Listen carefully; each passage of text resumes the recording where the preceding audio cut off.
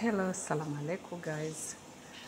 Habarini za jioni. Jamani, leo nimeenda kutayarisha indomie. Unaweza kuitengeneza indomie yako ikawa tamu.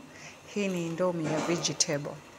Unakatakata pilipili kubwa, kitunguu kama unacho kile cheupe, unakatakata kwa urefu.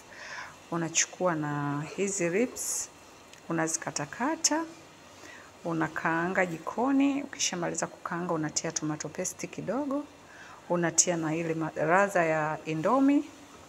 Ukimaliza unachemsha indomie zako pembeni, kisha unakuja kuzimimina humo. Nakiona kitu hicho. Jamani, msiache kupita katika channel yangu ya Rehema Shabani, kusubscribe, kushare, kulike na kucomment. Karibuni tupate chakula cha usiku. Dinner time. Hapa ukipata na soda na juice, mambo ni murwa kabisa.